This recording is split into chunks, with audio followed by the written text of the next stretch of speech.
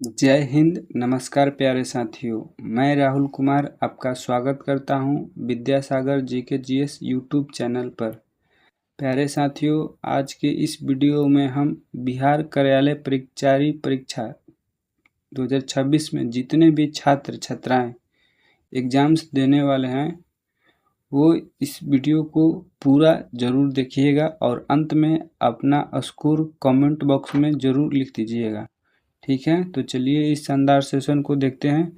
और ये रहा आपका पहला सवाल है कि भारतीय संविधान का कौन सा अनुच्छेद मौलिक कर्तव्यों से संबंधित है। तो बताइए इसका राइट आंसर क्या होगा साथियों।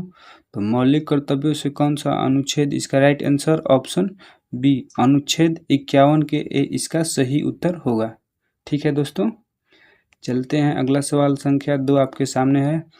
अगला सवाल है कि अर्थशास्त्र ग्रंथ के रचयिता कौन थे। तो इसका राइट आंसर क्या होगा दोस्तों। तो आप बताइएगा इसका राइट आंसर ऑप्शन डी यानी चाणक्य इसके सही उत्तर होगा। ठीक है, नेक्स्ट सवाल की तरफ चलते हैं। अगला सवाल संख्या 3 आपके सामने है कि भारत में सर्वाधिक बॉक्साइट किस राज्य में पाया जाता है। तो इसका सही उत्तर आप बताइए क्या होगा। तो इस सवाल का सही उत्तर ऑप्शन बी यानी उड़ीसा इसका राइट आंसर होगा। ठीक है, अगर आप इस चैनल पर नए हैं तो वीडियो को एक लाइक और चैनल को सब्सक्राइब जरूर कर लीजिएगा। ठीक है दोस्तों, और अपने दोस्तों के पास शेयर भी जरूर कर दीजिएगा। चलते हैं नेक्स्ट सवालों की तरफ। अगला सवाल है विटामिन सी का रासायनिक नाम क्या है। तो बताइए इसका सही जवाब क्या होगा दोस्तों। इसका राइट आंसर ऑप्शन ए एस्कॉर्बिक अम्ल विटामिन सी का रासायनिक नाम है। ठीक है दोस्तों,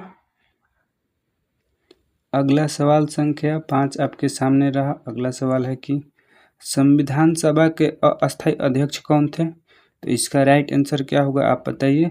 तो आप बोलिएगा इसका राइट आंसर ऑप्शन बी यानी सच्चिदानंद सिन्हा इसका सही उत्तर होगा। ठीक है दोस्तों, चलते हैं नेक्स्ट सवाल संख्या 6 आपके सामने रहा।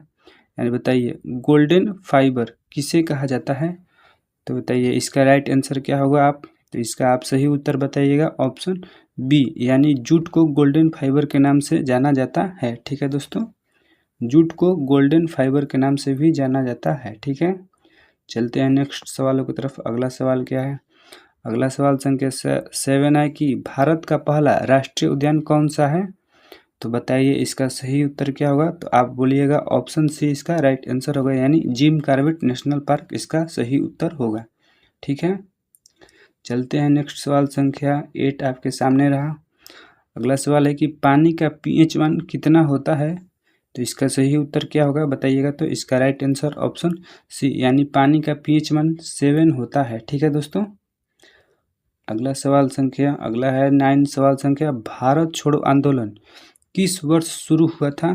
तो भारत छोड़ो आंदोलन कब शुरू हुआ था दोस्तों। तो आपको पता है, मुझे पता है कि आपको इसका राइट आंसर 1942 ईस्वी होगा। ठीक है, चलते हैं नेक्स्ट सवाल संख्या 10 आपके सामने रहा। अगला सवाल है कि मोनाजाइट किस धातु का प्रमुख अयस्क है। तो बताइए इसका सही उत्तर क्या होगा। तो इसका राइट आंसर दोस्तों ऑप्शन ए यानी थोरियम इसका सही उत्तर होगा। ठीक है, आप बताइए कि 10 में से आपका स्कोर क्या रहा। अगले 10 में अपना स्कोर बताइएगा। ठीक है, और अंत में टोटल क्वेश्चंस हैं 14, तो आप 14 में से अपना स्कोर एक बार जरूर बताइएगा। ठीक है दोस्तों, अगला सवाल है 11 राष्ट्रीय आपातकाल किस अनुच्छेद के तहत घोषित होता है। तो राष्ट्रीय आपातकाल दोस्तों, तो इसका राइट आंसर ऑप्शन ए यानी 352 के अनुच्छेद 352 के तहत राष्ट्रीय आपातकाल घोषित होता है। ठीक है, नेक्स्ट सवाल संख्या 12 आपके सामने है कि मेघदूत के रचयिता कौन है। तो बताइए इसका सही उत्तर क्या होगा। मेघदूत किनकी रचना है। मेघदूत किनकी रचना है। तो इसका सही उत्तर क्या होगा दोस्तों। तो आप इसका सही उत्तर ऑप्शन बी यानी कालिदास इसका राइट आंसर होगा। ठीक है, चलते हैं नेक्स्ट सवाल। अगला सवाल संख्या 13 आपके सामने रहा। भारत का सबसे बड़ा प्राकृतिक बंदरगाह कौन सा है दोस्तों। तो प्राकृतिक बंदरगाह भारत का सबसे बड़ा होगा। तो ऑप्शन बी इसका राइट आंसर होगा यानी मुंबई भारत का सबसे बड़ा प्राकृतिक बंदरगाह है। ठीक है, चलते हैं नेक्स्ट सवाल संख्या 14 की तरफ। अगला सवाल है 14 की ब्लैक सॉइल को किस नाम से जाना जाता है, यानी काली मिट्टी को और क्या नाम है? तो इसका बताइए सही उत्तर क्या होगा? तो आप बोलिएगा इसका right answer option C, regur मृदा को ब्लैक सॉइल भी बोला जाता है। ठीक है, चलते हैं नेक्स्ट सवाल संख्या 15 आपके सामने है। भारतीय रिजर्व बैंक की स्थापना कब हुई थी? तो इसका सही उत्तर क्या होगा? ऑप्शन ए, 1935 ईस्वी में भारतीय रिजर्व बैंक की स्थापना हुई थी। ठीक है दोस्तों, नेक्स्ट सवाल संख्या 16 आपके सामने रहा। दिन ए इलाही किसने प्रारंभ किया था? तो इसका राइट आंसर क्या होगा? ऑप्शन बी, यानी अकबर ने दिन ए इलाही शुरू की थी। तो ठीक है दोस्तों, अगला सवाल संख्या देखते हैं। अगला सवाल संख्या 17 है कि मानव शरीर की सबसे बड़ी ग्रंथि कौन सी है? तो इसका सही उत्तर बताइएगा क्या होगा दोस्तों? सबसे बड़ी ग्रंथि यानी यकृत होगा इसका राइट आंसर ऑप्शन बी। ठीक है, चलते हैं नेक्स्ट सवालों की तरफ। अगला सवाल है, जय जवान जय किसान का नारा किसने दिया था? तो बताइएगा जय जवान जय किसान का नारा इसका सही उत्तर क्या होगा दोस्तों? ऑप्शन डी, लाल बहादुर शास्त्री ने दिए थे। ठीक है, चलते हैं नेक्स्ट सवाल की तरफ। अगला सवाल संख्या 19 आपके सामने रहा। भारत का पहला परमाणु परीक्षण कहाँ हुआ था? तो इसका राइट आंसर दोस्तों क्या होगा? ऑप्शन ए, यानी पोखरण राजस्थान में भारत का पहला परमाणु परीक्षण हुआ था। ठीक है दोस्तों, चलते हैं अगला सवाल संख्या 20 है कि संविधान की प्रस्तावना में समाजवादी शब्द कब जोड़ा गया था? तो बताइए इसका सही उत्तर क्या होगा? तो इस सवाल का राइट आंसर ऑप्शन ए, यानी 42वां संविधान संशोधन के द्वारा संविधान की प्रस्तावना में समाजवादी शब्द को जोड़ा गया था। ठीक है, चलते हैं नेक्स्ट सवाल संख्या 21 आपके सामने रहा। अगला सवाल है कि पंचतंत्र के लेखक कौन है? तो इस सवाल का सही जवाब दोस्तों आपको पता होगा, ये बोलिए इसका राइट आंसर ऑप्शन बी, यानी विष्णु शर्मा क्या होंगे? पंचतंत्र के लेखक हैं। ठीक है साथियों, चलते हैं नेक्स्ट सवाल संख्या 22 आपके सामने रहा। अगला सवाल है कि भारत की सबसे लंबी सहायक नदी कौन सी है? पूछ रहा है भारत की सबसे लंबी सहायक नदी पूछ रहा है। इसका राइट आंसर क्या होगा दोस्तों? ऑप्शन ए, यानी यमुना नदी भारत की सबसे लंबी सहायक नदी है। ठीक है दोस्तों, अगला सवाल संख्या 23 आपके सामने रहा। अगला सवाल है कि लाल रक्त कणिकाओं का निर्माण कहाँ होता है? तो इस सवाल का सही उत्तर क्या होगा दोस्तों? ऑप्शन बी इसका राइट आंसर होगा, यानी अस्थि मज्जा में लाल रक्त कणिकाओं का निर्माण होता है। ठीक है, चलते हैं नेक्स्ट सवाल की तरफ। अगला सवाल संख्या 24 है, भारतीय पुनर्जागरण के जनक किसे कहा जाता है? तो इस सवाल का राइट आंसर ऑप्शन बी, यानी राजा राम मोहन राय को भारतीय पुनर्जागरण के जनक कहा जाता है। ठीक है दोस्तों, नेक्स्ट सवाल है। अगला सवाल संख्या 25 है, विश्व का सबसे बड़ा मरुस्थल कौन सा है? ये मोस्ट इम्पोर्टेंट भी सवाल है। विश्व का सबसे बड़ा मरुस्थल होगा अंटार्कटिका मरुस्थल होगा। ठीक है दोस्तों, अगर गर्म की बात कहेगा तो थार मरुस्थल हो जाएगा। ठीक है, इस सवाल का राइट आंसर क्या होगा? अंटार्कटिक का मरुस्थल। ठीक है, डेजर्ट। अगला सवाल संख्या क्या है? 26 का राइट आंसर क्या होगा? भारतीय संविधान सभा के अस्थायी अध्यक्ष कौन थे? तो अस्थायी अध्यक्ष कौन थे दोस्तों? इस सवाल का right answer option A, doctor Rajendra Prasad अस्थायी अध्यक्ष थे। ठीक है, चलते हैं नेक्स्ट सवाल संख्या 27 आपके सामने है, सबसे हल्की धातु कौन सी है? तो सबसे हल्की धातु दोस्तों ऑप्शन बी, लिथियम इसका राइट आंसर होगा। ठीक है, चलते हैं अगला सवाल के साथ। अगला सवाल क्या है? गीता रहस्य के लेखक कौन है? गीता रहस्य के लेखक कौन है बताइए, इसका राइट आंसर क्या होगा?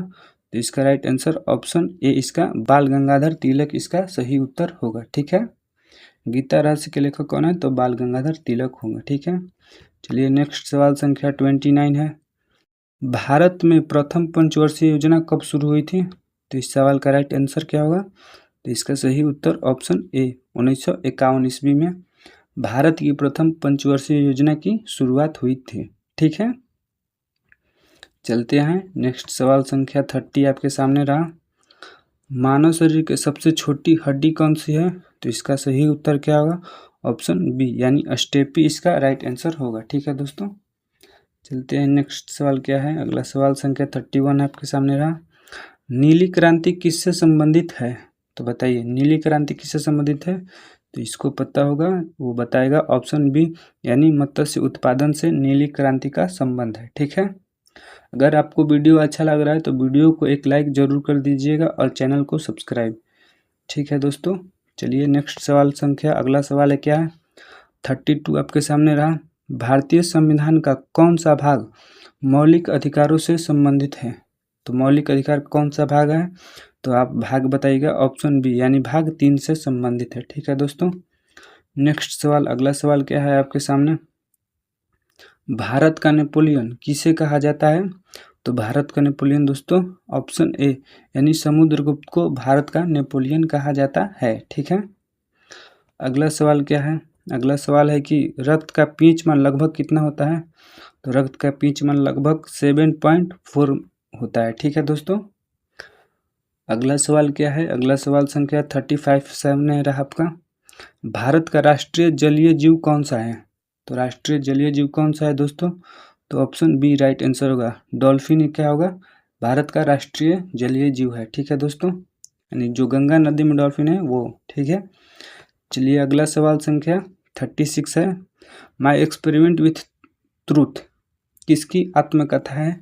तो इसका राइट आंसर क्या होगा दोस्तों? ये इसका राइट आंसर ऑप्शन बी यानी महात्मा गांधी के की आत्मकथा थी, माई एक्सपेरिमेंट विथ ट्रूथ। ठीक है, अगला सवाल संख्या क्या है, 37 है कि सूर्य के सबसे निकट ग्रह कौन सा है? तो सूर्य के सबसे निकट ग्रह कौन सा है दोस्तों? तो आपको पता होगा, बुध इसका सही उत्तर होगा। ठीक है, चलिए नेक्स्ट सवाल संख्या 38 क्या है कि ऑपरेशन फ्लड किससे संबंधित है? तो ऑपरेशन फ्लड श्वेत क्रांति से संबंधित है। ठीक है, अगला सवाल देखते हैं, अगला सवाल संख्या 39 है, और भारतीय संविधान को कब अपनाया गया था? तो भारतीय संविधान को 26 नवंबर 1949 को अपनाया गया था, ऑप्शन बी इसका राइट आंसर होगा। ठीक है, 26 नवंबर को भारतीय संविधान को अपनाया गया था, और लागू कब किया गया था? तो 26 जनवरी 1950 ईस्वी को लागू किया गया था। ठीक है, अगला सवाल संख्या 40 आपके सामने है, अगला सवाल है कि सैंडर्स की हत्या किसने की थी?